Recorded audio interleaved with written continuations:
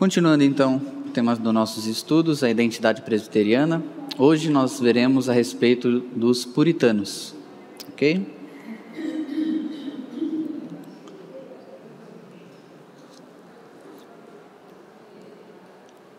Vamos iniciar com uma oração? Senhor nosso Deus e Pai, nós mais uma vez te agradecemos, porque o Senhor falou ao nosso coração, tratou no nosso íntimo. Te pedimos que possamos aprender e que não fique somente no conhecimento, no teórico, mas que possamos crescer, praticar a boa e santa piedade cristã. Receba o nosso culto, nossa adoração, os nossos pedidos. Te pedimos que neste momento fale conosco através do teu servo, que o Senhor possa ministrar em nossos corações e que possamos aprender com o exemplo desses homens piedosos, que possamos sair daqui mais santos, que possamos sair daqui cada dia mais diferente do que entramos. É o que te pedimos em nome de Cristo Jesus, te agradecemos. Amém.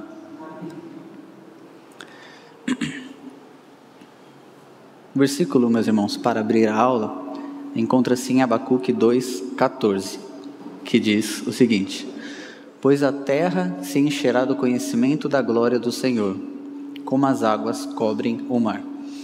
A escolha desse versículo foi porque esse era o desejo dos puritanos, desses homens que nós veremos hoje, de que o conhecimento de Deus transbordasse sobre a terra, assim como as águas cobrem o mar. Então, para abrirmos um pouco aqui, já trazermos desde já um pouquinho de quem foram esses homens, eu trago aqui uma ponderação de George Whitefield, o evangelista, que ele escreveu o seguinte sobre eles: ministros nunca escrevem ou pregam tão bem como quando debaixo da cruz. O Espírito de Cristo e de glória paira então sobre eles. Foi isto, sem dúvida, que fez dos puritanos as lâmpadas ardentes e brilhantes. Quando expulsos pelo sombrio ato Bartolomeu, o ato de uniformidade de 62, e removidos dos seus respectivos cargos para ir pregar em celeiros e nos campos, nas rodovias e nas sebes, eles escreveram e pregaram como homens de autoridade. Embora mortos, pelos seus escritos eles ainda falam. Uma unção peculiar lhes atende nesta mesma hora. Quem está falando é simplesmente um dos maiores evangelistas que nós já tivemos. Nós podemos ver, meus irmãos, assim como Parker afirma, de que os puritanos eles eram grandes almas servindo a um grande Deus. Então veja, nós estamos vendo a respeito dos puritanos hoje, não apenas para compreendermos a nossa identidade presbiteriana, mas para resgatar também velhas verdades com estes homens. Os puritanos foram e são de extrema importância para a nossa vida cristã, e nós devemos, ou pelo menos deveríamos, subir aos ombros desses gigantes para crescermos cada dia mais em nossa comunhão com Deus. Eu espero que os irmãos saiam daqui desta aula não somente sabendo quem foram os puritanos, mas aprendendo mais, desejosos de conhecê-los mais e também de conhecer ao nosso próprio Deus. Então, nós veremos hoje 3 pontos aqui. Quem não foram os puritanos, quem foram e o seu legado. Por que começando por quem não foram? A palavra puritano, tanto naquela época como hoje, é usado como um termo, como um cunho ofensivo. Ninguém colocou puritano porque eles se preocupavam com o zelo e com a doutrina da igreja. Colocaram para ofender mesmo, para taxar. Sabe aqueles traga-prazeres? Sabe aquela pessoa meio careta, que quer seguir as regras, quer ficar certinho? Hoje em dia, como que nós vemos essas pessoas sendo chamadas? Puritana. Esse puritanismo é sempre colocado como uma conotação negativa. Da mesma forma, foram os puritanos. E no meio de tudo isso, há uma lama que encobre. Quem foram esses puritanos? Será que foram pessoas caretas mesmo? Será que foram velhos ranzinzas? Será que eram pessoas grosseiras e intolerantes? Então eu trouxe aqui um pouco dessa desmistificação. Vamos ver quem não foram eles, para depois passarmos a entender quem foram eles. Veremos alguns dados históricos e um pouco das suas contribuições também. Então, a primeira delas é que os puritanos eram contra o sexo. Nessa área nós vemos falando, nós não podemos ser puritanos, temos que apreciar o sexo e tudo mais. Eles eram de fato contra o sexo? Não, isso é falso. Em todas essas desmistificações que eu vou trazer para os irmãos, eu trouxe apenas uma frase para que possamos ver o que de fato os puritanos pensavam. Há muitas outras citações, livros, um conteúdo riquíssimo sobre cada assunto aqui que eu trouxe, mas apenas para os irmãos verem e não ficar muito enfadonho, como que isso não é verdade, como isso é um espantalho, ok? Então, não, eles não eram contra um sexo. Aqui está uma frase de um puritano, do William Gogue, que ele diz o seguinte: um dos atos mais essenciais e apropriados ao casamento e algo que os casais deveriam se envolver de boa vontade e com prazer, voluntária, pronta e jubilosamente, falando a respeito do sexo. Irmãos, quando vamos estudar ali a época dos pais da igreja, depois passamos para a idade medieval, nós vemos que a visão tanto da mulher quanto do sexo em si era depreciativa.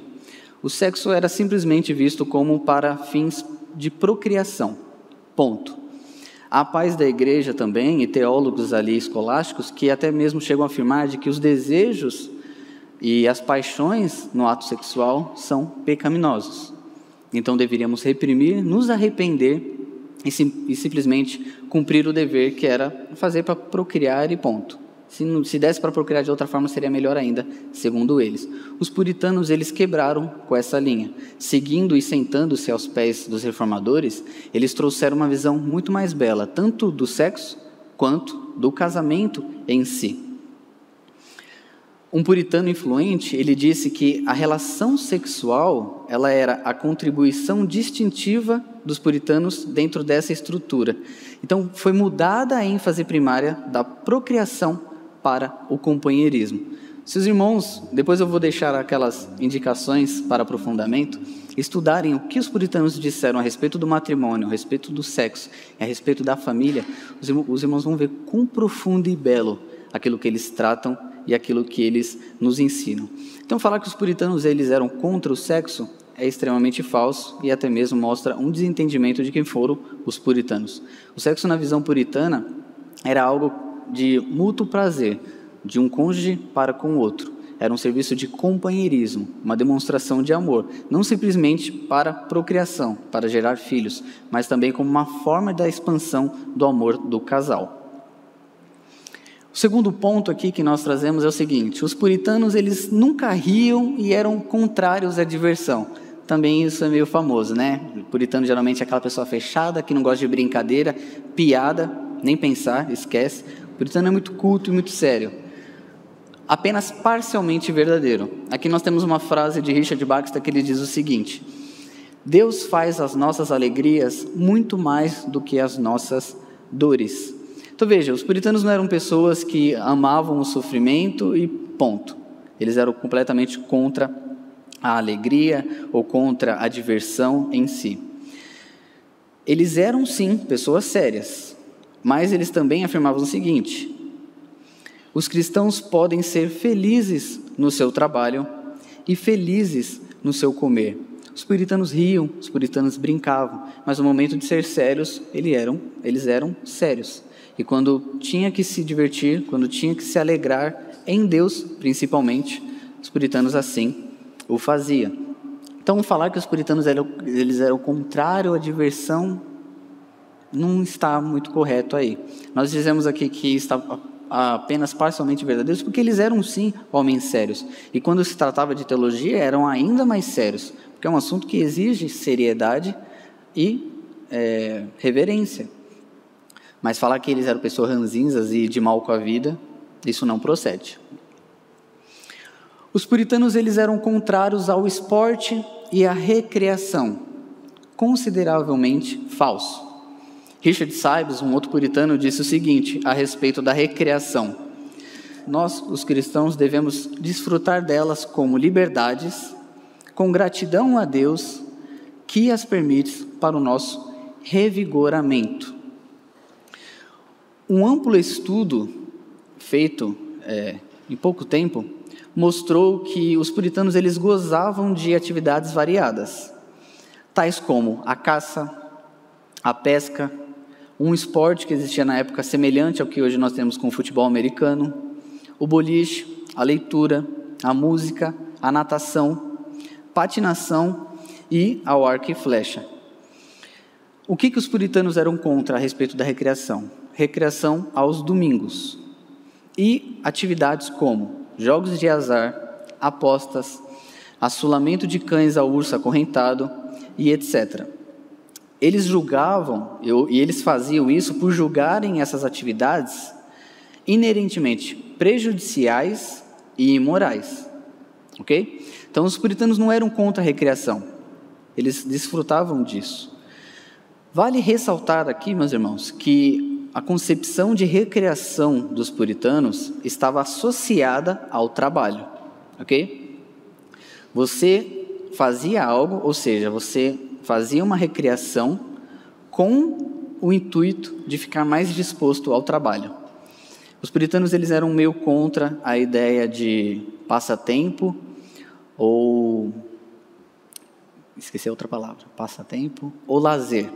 Eles viam a recreação como um fim para o trabalho. Se você está cansado, afadigado, no momento de escrever, no momento de produzir, você deve sim parar, dar uma pausa, fazer uma atividade recreativa, mas com o intuito de voltar revigorado. Essa era a concepção puritana, ok? Os puritanos eles eram hostis às artes. Está aí uma outra coisa também. O puritanismo não gosta de imagem nenhuma, órgão, instrumentos pomposos, esquece, em partes. Leland Wright nos traz um dado muito interessante. Oliver Cromwell removeu um órgão da capela de Oxford para colocá-lo em sua própria residência em Hampton Court, onde empregou um organista particular. Quando uma de suas filhas se casou, ele contratou uma orquestra de 48 componentes para acompanhar a dança. Quando esteve confinado na prisão, John Bunyan secretamente fez uma flauta talhada de uma perna de cadeira. Então veja, no que queremos dizer então que os puritanos sim eram contra e eram hostis às artes ou até mesmo à música? Eles não eram contra a música ou contra a arte por si só. Como nós vimos, Oliver Cromwell, John Bunyan e alguns outros puritanos compravam esses instrumentos e tinham em seu uso particular, no seu uso privado. O fato que causa uma má compreensão advém da remoção por parte dos puritanos da música e da arte nas igrejas em oposição às cerimônias católicas. Então eles eram contra aquelas artes referentes na igreja e aqueles instrumentos pomposos na igreja como uma forma de oposição aos católicos e ao catolicismo, ok? Nós vamos ver aqui depois um pouco do que foram os grandes embates que eles tiveram na igreja anglicana, mas basicamente isso, eles não eram contra a música e a arte como um fim em si mesmo, eles desfrutavam de música e desfrutavam de artes também. A questão era que aquilo que estivesse envolvendo na igreja, toda aquela pomposidade no culto e no templo, isso sim, eles eram contras. E por fim, o último ponto aqui que eu trouxe, os puritanos repudiavam o corpo humano e o mundo físico.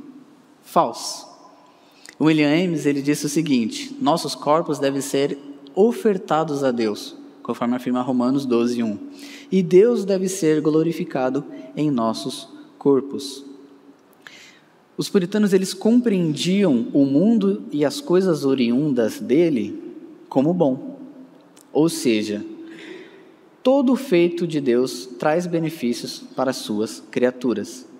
Há diversas citações e registros dos puritanos falando como que o nosso corpo é algo bom, porque Deus o fez e devemos viver assim para a glória de Deus. Então, afirmar que os puritanos repudiavam o corpo humano e o mundo físico está errado. Irmãos, há muitas outras coisas aqui que nós poderíamos tratar, mas aí fica para a lição de casa dos irmãos. Esses foram os pontos principais que eu achei pertinentes e interessante trazer para os irmãos para ver o que os puritanos não foram. Nós vimos então que eles não eram, como dizem, contra o sexo, que eles riam sim e não eram contrários à diversão, de que eles não eram contrários ao esporte, à recreação, que eles não eram de fato hostis às artes, e aí estamos falando de música também, e que eles não repudiavam o corpo humano ou o mundo físico em si. Eles faziam tudo para a glória de Deus e com este intuito. Então nós vamos ver aqui agora quem foram os puritanos. O puritanismo foi parte do movimento da Reforma Protestante na Inglaterra especificamente. Estamos aqui falando de um movimento que ocorreu na Inglaterra. Não teve início com nenhuma data ou acontecimento em específico, ok? Todavia, nota-se que nos anos de 1560, especificamente no reinado de Elizabeth I, o puritanismo assume a forma de um movimento organizado essencialmente eclesiástico. Os puritanos estavam descontentes com a reforma na Igreja da Inglaterra, pois esta fora reformada apenas pela metade. Então os puritanos começaram a ver que a reforma não avançava dentro da Igreja da Inglaterra e eles estavam descontentes por isso. Eles não estavam contentes simplesmente de ter uma boa teologia. Eles queriam a purificação do culto. Eles queriam uma teologia mais confessional e mais bíblica. Eles queriam a mensagem do Evangelho exposta de uma forma mais expositiva. Então, vimos que em 1560, mais ou menos, eles assumem a forma de um movimento organizado. Um grupo... e vale ressaltar aqui, meus irmãos, que este grupo, esse grupo cunhado como puritanos, sempre foram a minoria. Eles nunca foram uma grande maioria na Inglaterra. Dentre os ministros, e até mesmo no parlamento, eles sempre foram uma minoria. Com exceção, talvez, com Oliver Cromwell no poder, em que eles assumem uma influência maior no parlamento, mas tirando isso, eles sempre foram a minoria. Então, sempre foi a voz de uma minoria clamando por reforma. Não acontece diferente nos nossos dias de hoje. Podemos ver que é uma pequena minoria que se preocupa com o zelo no culto, com a adoração correta a Deus, com a pureza doutrinária, e quanto, infelizmente, a massa evangélica no nosso país, e isso que eu estou falando só no nosso país, não quer nem saber de vida cristã, de piedade, de santidade, que eram temas tão caros aos puritanos. Vemos que ainda hoje é uma minoria isso, é o remanescente, como nós temos visto na história. Então nós vimos que eles estavam descontentes porque esta reforma era apenas pela metade. Vamos trazer aqui alguns pontos para situar melhor os irmãos de contexto histórico. Em 1526, retrocedemos um pouco no tempo, o Novo Testamento de William Tyndale alcança a Inglaterra. Meus irmãos, eu gostaria de falar muito mais aqui de William Tyndale, eu gostaria de trazer uma aula só sobre este homem. Não é à toa que eu trouxe uma biografia para os irmãos, né, no final, como indicações. Estudem e vejam a respeito desse homem. Basicamente, William Tyndale, ele teve uma árdua e difícil missão, que era traduzir a Bíblia para o povo inglês. Foi difícil, foi complicado. Ele foi perseguido, ele teve que fugir da Inglaterra, ele acabou sendo preso e executado posteriormente. Graças a Deus ele conseguiu concluir boa parte da tradução do Novo Testamento e boa parte do Antigo. Um de seus seguidores depois completou o trabalho. Quem foi William Tyndale? Hoje nós podemos defini-lo basicamente como o pai do inglês moderno. William Tyndale simplesmente com a sua Bíblia, ele arrumou toda a língua inglesa, que naquela época ainda era um pouco bagunçada, tinha um pouco de anglo-saxão, um pouco de normando, não estava muito bem definido o inglês. Ele definiu bem o inglês, tanto é, meus irmãos, que há historiadores que dizem que sem o Novo Testamento de William Tyndale, possivelmente não teríamos poetas como Shakespeare. Vocês sabiam? Há versos enormes de William Shakespeare que são quase uma cópia da tradução da Bíblia de William Tyndale. Quando comparado, a semelhança é incrível. Até mesmo a Bíblia, posteriormente publicada e autorizada na Inglaterra, como conhecida a versão de King James, do rei Tiago I, boas partes e bons trechos dela, basicamente, são idênticos ao Novo Testamento de William Tyndale.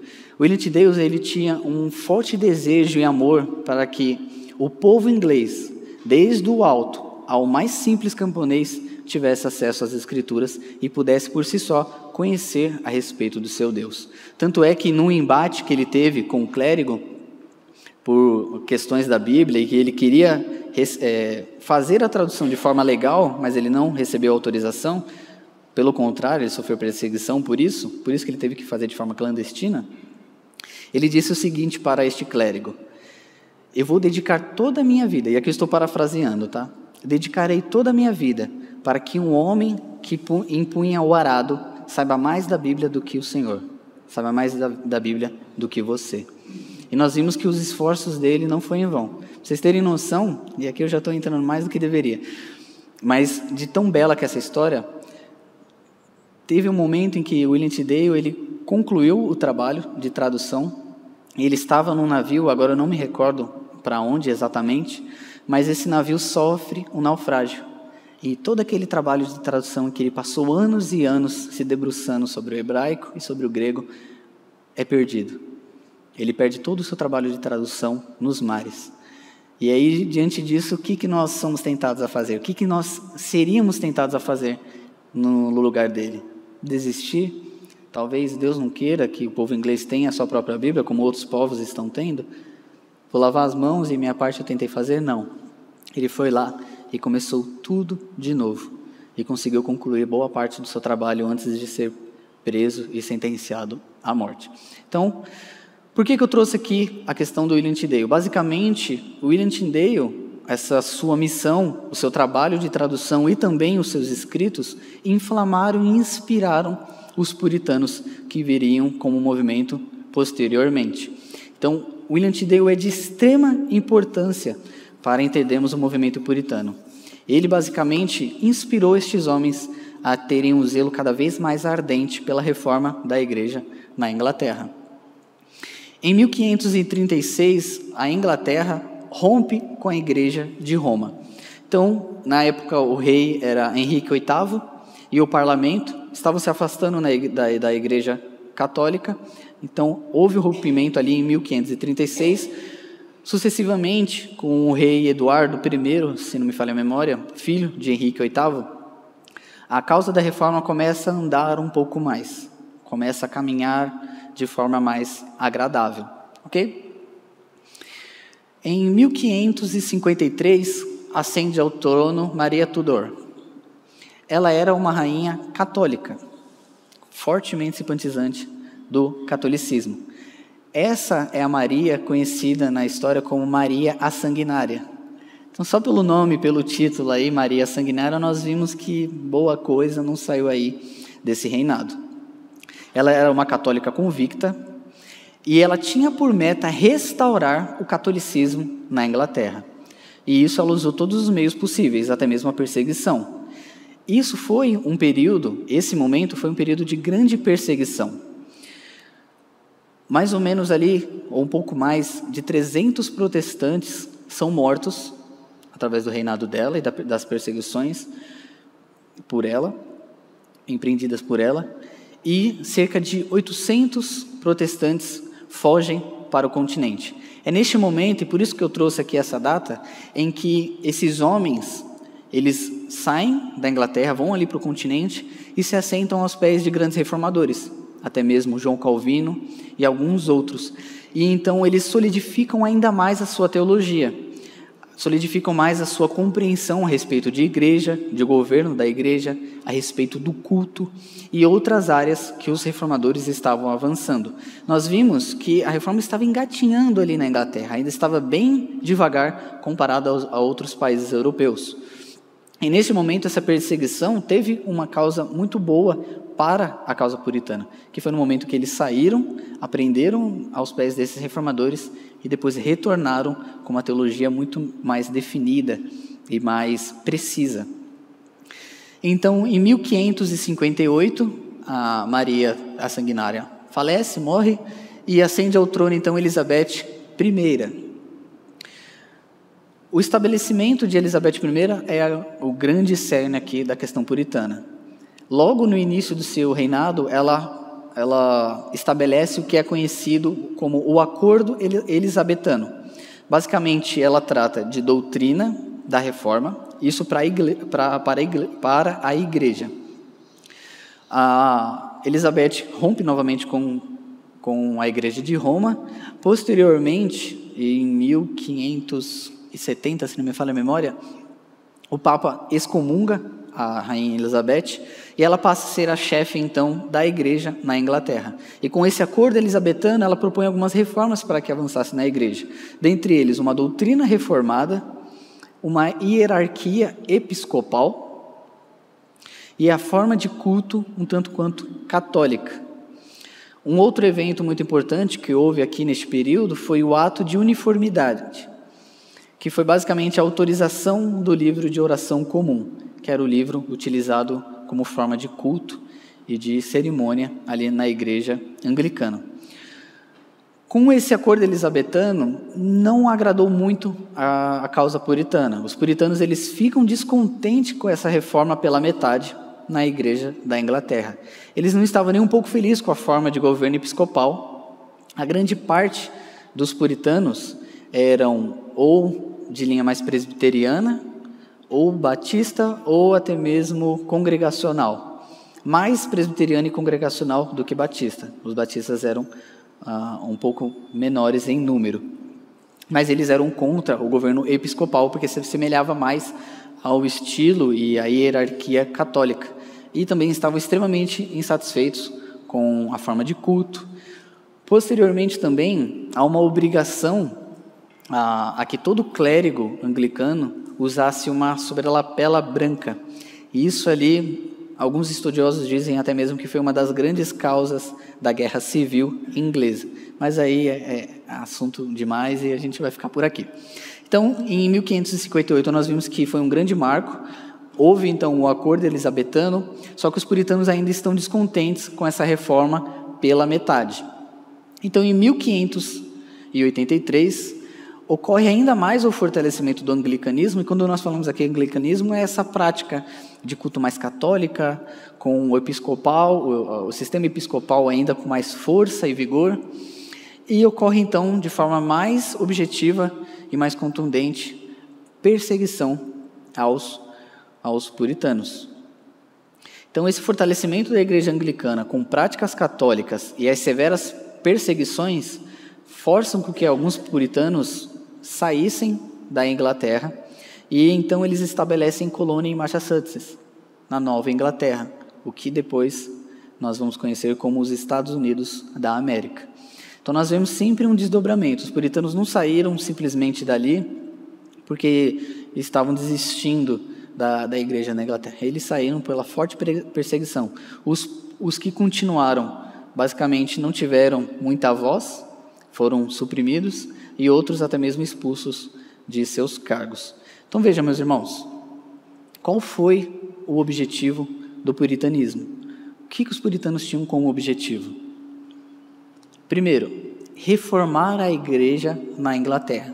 Este era o grande ponto do puritanismo.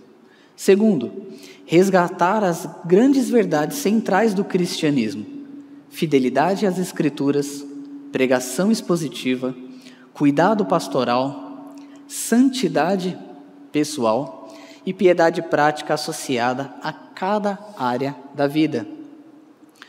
O objetivo dos puritanos era purificar a igreja dos ritos cerimoniais e das hierarquias católicas. Entretanto, essa ação dos puritanos desenvolveu-se para uma doutrina prática da vida. E é isso que encontramos em seus escritos, em suas obras belíssimas. Então, saibam, quando nós falamos de puritanos, estamos falando do movimento que ocorreu ali entre os séculos XVI e XVII, basicamente na Inglaterra, mas quando nós vamos estudar o assunto um pouco mais a fundo, nós vemos basicamente que houveram 3 gerações de puritanos, 2 de ingleses e a terceira, aqueles que trabalharam ali na colonização dos Estados Unidos, na Nova Inglaterra, ok? Que foi os puritanos que saíram ali da Inglaterra, que foram para a Nova Inglaterra, foram para a América do Norte. Um pouquinho de quem foram. Irmãos, daria para trazer muitos nomes, mas pela dificuldade de pronunciá-los, mas não somente por isso, mas basicamente também para que os irmãos não fiquem cansados de ler tanto nome puritano, eu destaquei 3 principais nomes do movimento puritano. Richard Baxter. O grande empreendimento de Richard Baxter e a grande contribuição para a vida cristã foi basicamente pastoral. O seu zelo pastoral e o seu livro mais conhecido como O Pastor Reformado ou O Pastor Aprovado, em uma outra edição, trazem bem isso, desse zelo pastoral, desse cuidado pastoral. Tanto é que uma das pessoas que me inspiram no ministério é Richard Baxter. A forma como ele pastoreou tanto a sua igreja como a sua cidade é um exemplo de pastor e de pastoreio maravilhoso, riquíssimo. Um outro grande nome do movimento puritano é William Perkins. Basicamente, ele teve uma voz extremamente forte na pregação, principalmente em Cambridge, que era onde ele lecionava e pregava. Quando falamos de pregação puritana, é impossível não lembrarmos de William Perkins. E uma de suas obras muito famosas já está em português, que está com o título de Arte de Profetizar, pela editora Monergismo. E por fim, Joe Owen. Joe Owen basicamente é titulado como o teólogo do movimento puritano. Pouca coisa, né? Grandes homens, grandes mentes, mas o puritano Joe Owen é colocado como se ele fosse o teólogo do movimento. Não somente por boa parte dos puritanos estarem em conformidade com a sua teologia, haviam divergências, no movimento puritano, havia divergências com questões de governo da igreja, como nós falamos, alguns eram mais linha presbiteriana, outros mais linha congregacional, outros mais uma linha batista, mas em muitas coisas eles fechavam e seguiam juntos. Então, Joe Owen ele é colocado como um grande teólogo do movimento puritano. E uma de suas obras mais famosas é A Mortificação do Pecado. No final eu trago a recomendação dessa obra em língua portuguesa. Também é uma obra riquíssima, uma obra que mostra para nós cristãos como devemos mortificar a nossa carne, como devemos matar o nosso eu, que é o nosso maior inimigo. Então veja, nós vimos aqui mais ou menos um pouco do movimento. Irmãos, ainda tinha mais ou menos 100 anos de história para traçar, mas por conta do tempo, nós não podemos entrar em tantos detalhes, mas basicamente foi isso, um movimento ali com o objetivo de reformar a igreja, de trazer uma santidade pessoal mais evidente. Por que uma santidade pessoal mais evidente? Os irmãos podem se lembrar de que quando há uma igreja instituída e governada pelo Estado e que obriga a todos a participarem desta igreja, nós vimos que a piedade não é lá uma coisa que se leva muito em conta. Nós vimos isso até mesmo nos nossos estudos da identidade presbiteriana. Quando a obrigação de seguir e de congregar em uma igreja em específico, tende-se a fazer isso por mero formalismo ou até mesmo para obter vantagens.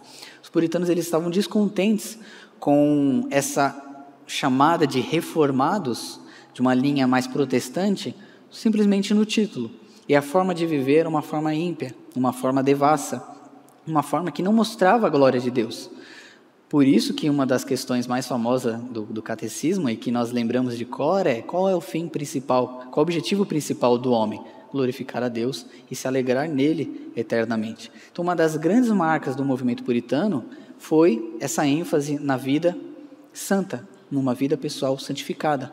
O zelo evangelístico extremamente forte, a questão da teologia, uma teologia pura e bíblica, a questão das escrituras como centralidade de regra de fé e prática, tudo isso foram temas caros aos puritanos. O fim do puritanismo se deu quando, então? Mais ou menos começou-se por volta de 1662. É onde é colocado mais ou menos o declínio do puritanismo. É onde que eles começam a ganhar menos força, onde eles começam a ter menos voz. Como nós vimos ali na introdução, aquela frase do evangelista George Whitefield, foi onde ocorreu também o ato de uniformidade, a noite lá em que mais de 2.000 ministros puritanos foram expulsos de seus cargos, e é então onde eles começam a pregar nos celeiros, onde eles começam a pregar em lugares mais humildes, mais afastados do mundo, do meio acadêmico. Mas também, grande parte dos escritos e daqueles livros mais famosos e dos puritanos mais famosos surgiram mais ou menos nesse período. Por isso que George Whitefield ele fala que não tem como nós pregarmos tão bem e desenvolvermos tão bem a nossa teologia quanto debaixo da cruz. E os puritanos sentiram isso na pele. Essa forte perseguição, essa forte resistência por parte da grande maioria na igreja da Inglaterra, fizeram com que os puritanos eles foram para esses lugares mais remotos e atingisse mais o povo, escrevessem ainda mais. E hoje nós podemos desfrutar de grande parte de seus escritos e de suas obras. Então eu trago aqui aos irmãos um pouco do seu legado. O que nós podemos aprender? Por que nós estamos estudando, afinal de contas, o puritanismo hoje? Será que ele tem algo a nos dizer? Tem, e muito. Os puritanos eles têm muito a nos acrescentar. O primeiro deles que gostaria de destacar é a respeito da sua maturidade espiritual. A maturidade espiritual dos puritanos é algo que fez eles serem o que foram de fato. J. Packer, ele diz o seguinte: a maturidade é uma composição de sabedoria, boa vontade, maleabilidade e criatividade. Os puritanos exemplificavam a maturidade. Nós, nos dias de hoje, infelizmente não. Um líder bem viajado, um americano nativo, declarou que o protestantismo norte-americano, centrado no homem, manipulador, orientado pelo sucesso, autoindulgente e sentimental como patentemente mede 5.000 quilômetros de largura e 1 centímetro de profundidade. Aqui é aquela famosa figura do rio. A extensão é boa, mas quando você vai ver a profundidade é rasa. São os homens que ele taxa aqui, os americanos, mas podemos dizer nós também, brasileiros. Somos anões espirituais. É uma verdade difícil de engolir, mas quando nós olhamos os puritanos, sim, nós somos como anões espirituais. Os puritanos, em contraste, como corpos, eram gigantes. Eram grandes almas servindo a um grande Deus. Neles, a paixão sóbria e a terna compaixão se combinavam. Visionários e práticos, idealistas e também realistas, dirigidos por objetivos e metódicos, eram grandes crentes, grandes esperançosos, grandes realizadores e grandes sofredores. O que nós podemos destacar aqui a respeito dessa grande citação? Basicamente, a privação ao luxo produziam nele um forte caráter, tornando-os homens que se erguiam acima do desânimo e do medo. Como nós bem ressaltamos aqui na aula, os puritanos sempre foram a minoria. Nunca foram a maioria e a opinião popular no seu tempo. Por isso eram extremamente perseguidos, extremamente tentavam silenciá-los. E essa angústia, essa perseguição, essa dureza de vida e até mesmo a sua vida particular, nós podemos lembrar que nesta época, se colocar a faixa, a idade, a longevidade entre os 30 e poucos anos, nós estamos sendo muito gentis, porque nessa época morriam-se muitos homens e mulheres em idade jovem. Os puritanos eram marcados por terem muitos filhos, de fato, há famílias puritanas que chegavam a 10, 11, 12 filhos, mas nós contamos nos dedos quantas famílias permaneciam com tudo isso de filhos. Muitas das suas crianças e seus filhos morriam logo na infância, logo cedo. Então eles foram marcados pela dureza de vida, uma vida realmente debaixo da cruz. E isso, meus irmãos, produziram neles um amadurecimento espiritual. Foram homens que, mesmo diante de todos os obstáculos que podiam ter, sejam eles políticos, sejam eclesiásticos, ou sejam na vida pessoal, ainda assim eles mostraram um caráter extremamente forte e esperançoso, baseando a sua fé em um Deus que promete vida eterna a todos nós. E como deveríamos subir aos ombros desses gigantes e aprender mais de sua maturidade. Infelizmente hoje, com muita facilidade que nós temos, e nós não devemos eliminar essas facilidades para tentarmos sermos mais maduros. Devemos sim utilizar essas facilidades, ao mesmo tempo que procurar evoluir em nossa vida cristã, no nosso amadurecimento, sair do nosso comodismo, sair dessa nossa mesmice do o bom é bom e está por aí. Há uma frase que dizem que os puritanos confrontavam o bom com o melhor. Esse deve ser o nosso ideal, sempre buscando o melhor, não para a autopromoção, não para a autoimagem ou vanglória do próprio nome, mas para a glória e honra do nosso Senhor Jesus e o seu bom nome se propagando por sobre a terra. Com poucos recursos, meus irmãos, se formos comparar as duas épocas, eles muito fizeram. Esse é um grande legado puritano que nós devemos sentar, aprender um pouco mais deles e com eles. O segundo ponto, o legado na igreja e no culto. William James diz o seguinte: a Escritura é uma regra perfeita de fé e conduta, não apenas parcial. Não há nada que se deva observar na igreja de Deus que dependa da tradição ou de qualquer autoridade e que não esteja contido nas Escrituras. Os puritanos, eles rejeitaram toda a tradição extra-bíblica para a regra e conduta de fé e prática.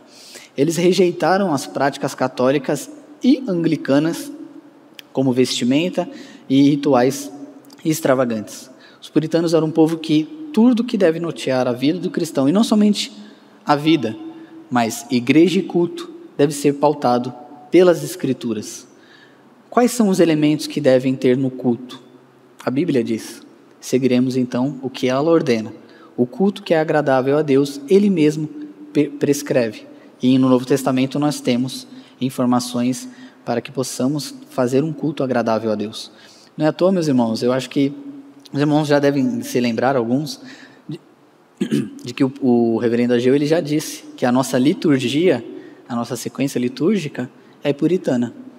É uma das outras liturgias que os puritanos também desenvolveram, e nós nos baseamos a nossa liturgia nesse método de convocação, adoração, pedido de perdão pelos pecados, momento de intercessão e assim por diante. É uma liturgia puritana. Os puritanos contribuíram muito isso, porque beberam principalmente dos reformadores, depois voltaram para o seu país e puderam desenvolver ainda mais de forma sucinta, objetiva e de forma a acrescentar na Igreja de Cristo. Um terceiro ponto que eu gostaria aqui de destacar é o seu zelo educacional. Temos aqui duas frases. A primeira é de Edward Reynolds. Ele diz o seguinte: há um conhecimento natural de Deus em e por meio de suas obras, e um conhecimento sobrenatural pela revelação da palavra. Embora este seja o principal, a revelação da palavra, o outro, entretanto, não é para ser depreciado. Thomas Shepard escreveu a seu filho em Harvard o seguinte: lembre-se de que não apenas o conhecimento celestial, espiritual e sobrenatural descende de Deus, mas também todo o conhecimento e todas as habilidades naturais e humanas. Portanto, ore muito ao Pai das luzes e das misericórdias, não somente por um, mas também pelo outro. Os puritanos, eles sempre se preocuparam com a educação, e a prova disso foi que quando eles estavam na Inglaterra, o número de escola dobrou. E quando eles foram para a Nova Inglaterra, pouco tempo depois eles fundaram, mais ou menos 6 anos após a sua chegada, a Universidade de Harvard. Eles lutavam contra forças do anti-intelectualismo presente em sua época e valorizavam a centralidade das Escrituras no ensino e na aprendizagem. Leland Arkin, ele traz o seguinte: o currículo de educação puritana incluía tanto a teologia como as artes e as ciências, tanto a Bíblia quanto os clássicos também da literatura. Então eles não simplesmente abraçavam a Bíblia e falavam que todo o resto deveria ser negligenciado. Eles abraçavam os dois. Provar das Escrituras e provar também de uma boa educação. Resgate do verdadeiro significado da família. Eric Bullinger, fazendo uma tradução de alguns tratados, ele disse o seguinte a respeito do pensamento puritano de matrimônio: o matrimônio é a união de um homem e de uma mulher, aos quais Deus juntou de acordo com a sua palavra, com o consentimento de ambos, para dali em diante viverem juntos e passarem a vida em igual participação de todas as coisas que Deus lhes enviar, com o intuito de que produzam filhos no temor a Deus, de que evitem a prostituição e de que, de acordo com o beneplácito de Deus, um ajude e console o outro. A visão, como nós já dissemos aqui, a respeito do matrimônio, a respeito do sexo e até mesmo a respeito da mulher, naquela época medieval, era um tanto quanto depreciativa. Infelizmente, nós vemos isso também nos escritos dos pais da igreja, na patrística, vemos isso no escolasticismo, uma visão depreciada da mulher. Há frases como de que a mulher não tinha alma, ou então, se ela tinha, era um tanto quanto inferior à do homem. O trabalho intelectual sempre foi algo para o homem, porque a mente da mulher não foi feita para essas coisas. Ela era feita simplesmente para cuidar da casa, os afazeres domésticos. Então, a mulher serve para quê? Para cuidar da casa, para procriar, que era o maior objetivo, e só. Não tinha um papel muito destacado. Infelizmente, temos que destacar isso também, encontramos um pouco desta lama, deste preconceito, até mesmo com alguns puritanos. Mas isso não deve ser um motivo que embace toda a sua contribuição para a visão de família e para a sua visão de matrimônio e de sexo. Apesar dos pesares, eles escreveram muitas coisas boas na qual nós podemos tirar proveito. E até mesmo nos seus exemplos negativos, nós podemos tirar proveito também, não seguindo práticas erradas que acabavam seguindo. Então, quando falamos de família, os puritanos eles viam as famílias como pequenas igrejas. O princípio era de que o seguinte: o objetivo da família é glorificar a Deus. A sua teologia do pacto mostrava bem isso. Pacto, o que é um pacto? Um relacionamento. Primeiro com Deus e depois com o nosso próximo, com outras pessoas. E um pacto, meus irmãos, o que inclui? Promessas e deveres. Os puritanos afirmavam: você tem um Deus que é misericordioso, seja misericordioso para com seu cônjuge. Você tem um Deus que te ama incondicionalmente, como afirmam as Escrituras, ame incondicionalmente o seu cônjuge. Você tem um Deus que é compassível e retém a sua ira, seja um cônjuge compassível e que retém a sua ira para com o seu cônjuge. Meus irmãos, o que é isso, senão os atributos de Deus que nós tanto nos agradamos de receber, mas por vezes falhamos em praticá-los com o nosso cônjuge? Nós pedimos um amor incondicional, um amor que não leve em conta as nossas falhas, os nossos pecados, os nossos defeitos.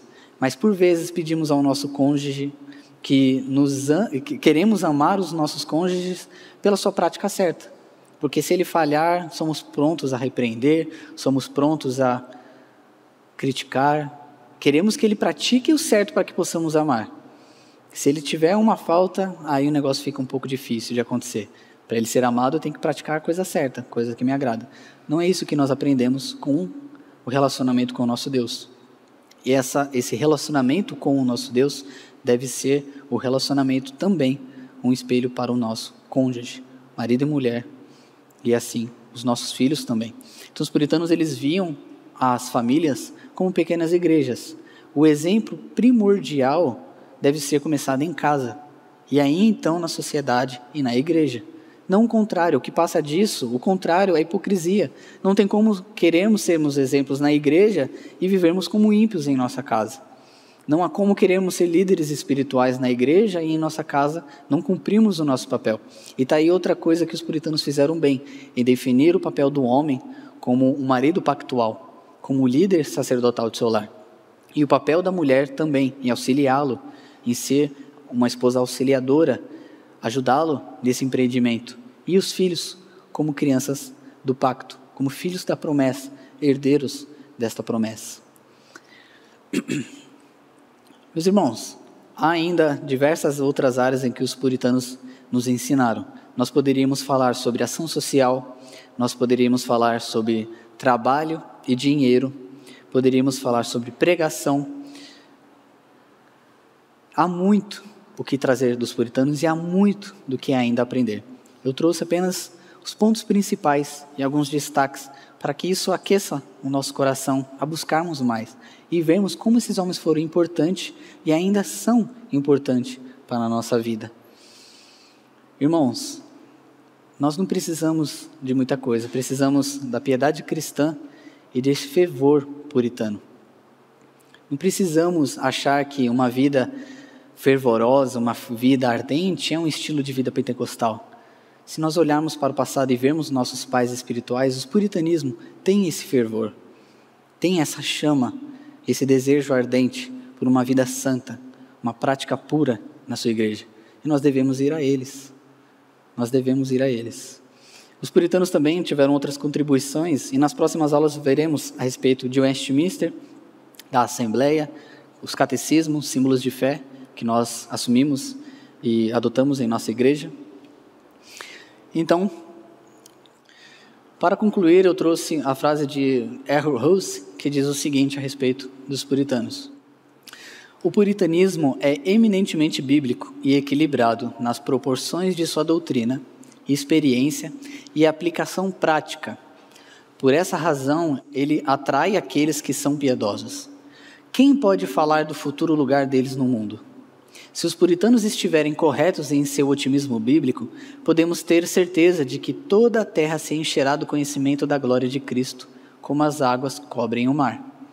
E como o profeta declara, mas desde o nascente do sol até ao poente, é grande entre as nações o meu nome, e em todo lugar lhe é queimado incenso e trazido ofertas puras, porque o meu nome é grande entre as nações, diz o Senhor dos Exércitos. Que essa vida e esse fervor e esse desejo de ver a glória de Deus manifestada em todas as áreas da nossa vida seja o maior exemplo dos puritanos. Como eu disse, eles falharam também. Onde o homem coloca o seu dedo, ele falha. Mas mesmo com essas falhas, mesmo com os seus erros, nós podemos aprender, e muito. Por fim, eu trago algumas indicações para aprofundamento. A primeira delas é a biografia que eu já tinha citado, A Difícil Missão de William Tyndale. Indico fortemente essa biografia do William Tyndale, da série Um Perfil de Homens Piedosos do pastor Steven Lawson. Irmãos, é incrível a forma que Lawson ele trabalha e traça o caráter desse homem, a sua grande missão e aprendizagens para nós hoje.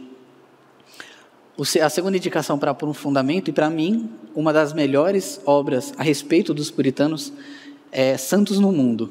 Os puritanos como realmente eram, do Leland Ryken, da editora Fiel. A forma que o Ryken trabalha aqui, as contribuições dos puritanos, quem foram, o legado e etc., é incrível. É uma forma prática, didática, sem muita dificuldade na leitura. As notas de rodapé são tão ricas quanto o conteúdo, o corpo do livro. Indico fortemente. Basicamente, a minha bibliografia aqui, da aula, foi baseada nessas 3 obras, tá? Consultei bastante elas. A segunda obra, então, é o do J. Packer, uma grande outra autoridade quando o assunto é puritanismo, Entre os Gigantes de Deus, uma visão puritana da vida cristã. Também uma outra obra que ele trabalha quem foram, o movimento, e trabalha áreas como matrimônio, trabalho, ação social e por aí vai. Como um complemento dessa obra, aqui o Packer ele tem uma linguagem mais exaustiva, um pouco mais acadêmica, é um pouco mais maçante a leitura, mas é bom. São mais ou menos as suas 600 páginas de um ótimo conhecimento para aprofundamento. Um outro livro um pouco mais curto é Quem Foram os Puritanos e o que Eles Ensinaram, do Hal Russell. Também muito boa obra, traz uma linha do tempo ali, as suas contribuições, traz muitos nomes famosos, que eu indico também para os irmãos. Paixão pela Pureza. Esse livro aqui, ele basicamente traça uma biografia de cada puritano. No sumário nós temos, pela ordem alfabética do sobrenome, todos os puritanos, os principais puritanos ali daquela época. Então, se você quer saber um pouco mais de William Perkins, se você abrir aqui, na letra P, vai estar lá sobre a vida dele, a sua contribuição, o seu desenvolvimento e por aí vai. É um ótimo compêndio isso daqui. Um outro também, muito profundo, do Joel Bick e Mark Jones, que já veio aqui em nossa igreja, é Teologia Puritana, uma doutrina para a vida. Ele trabalha exaustivamente a teologia puritana. O que eles falaram sobre trindade, o que eles falaram sobre meditação. Os irmãos devem se lembrar que eu indiquei o capítulo, se não me engano, 35, que eles trabalham a respeito da meditação, é um conteúdo riquíssimo. E por fim, indiquei 2 obras de puritanos que temos traduzidas, são várias, e aí para os irmãos não se perderem também, eu só trouxe 2 obras aqui.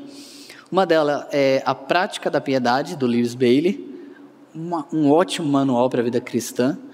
Tem algumas coisas ali que nós tiramos, mas isso nós fazemos em qualquer grande obra. Mas é uma obra excelente. Há já pastores que digam que todo crente deve ler pelo menos uma vez no ano esse livro. E de fato, na época que eu li, eu tenho que ler novamente, mas essa obra é profundíssima, é riquíssima no seu conteúdo. Lewis Bailey, ele fez aqui uma grande pérola que nós podemos se aproveitar. E por fim, Joe Owen, que não poderia faltar uma indicação dele, da editora Cultura Cristã, Para Vencer o Pecado e a Tentação. Inclui aqui 3 obras, ok? Mas basicamente se resume a isso, a mortificação do pecado, do meu eu, e assim por diante. Para vencer o pecado e a tentação. Ele trata ali como que nós podemos vencer o nosso pecado, a nossa velha carne, o nosso velho Adão, e nos traz também um livro riquíssimo, um manual riquíssimo de vida cristã. Meus irmãos, essa foi a aula. Eu espero que os irmãos possam sair daqui mais admirados com os puritanos do que entraram. Tem alguma dúvida que ficou? Alguma contribuição que os irmãos queiram dar? Se ainda ficou alguma coisa que os irmãos queiram destacar? Algo que não ficou tão claro? Não? Vamos encerrar então com uma oração? Senhor nosso Deus e Pai, nós te agradecemos pelo seu cuidado pastoral e cuidado paternal com as nossas vidas. Te agradecemos pelo legado destes homens, te agradecemos porque por muito tempo estes homens estavam no esquecimento, suas obras não vinham à tona, mas hoje, graças a Ti, graças à Tua obra e para o benefício de Tua igreja, muitos escritos têm sido redescobertos, muitos homens têm falado a respeito dos puritanos. E, ó Senhor, que nós possamos subir nos ombros desses gigantes, que possamos aprender mais com eles, a forma que o Senhor quer de pureza no culto, na teologia e na vida cristã, na santidade pessoal. Que nós possamos crescer em piedade, no amor e no tremor ao Senhor, no temor e no tremor ao Senhor. Que possamos levar a sério a Tua glória, que possamos praticar a Tua boa vontade nos 7 dias de nossa semana, em todos os dias do nosso ano. Que possamos recorrer sempre a Ti para buscar as nossas necessidades, os nossos anseios. Que possamos ser como crianças, como já foi pregado aqui, dependentes do Senhor, pois o Senhor é o nosso Pai e que providencia tudo para nós. Olhamos as aves, olhamos os leões e sabemos que o Senhor cuida e providencia do alimento. Nossa vida não é muito mais preciosa do que esses animais? Certamente é. Sabemos que somos a coroa da Tua criação e sabemos que toda a terra está sujeita aos pés do homem. Por isso te pedimos que possamos administrá-la da forma correta, da forma que Te agrade, da forma que exalte o Seu nome. E que o Senhor, Pai, não tarde em vir, pois ansiamos a Tua morada.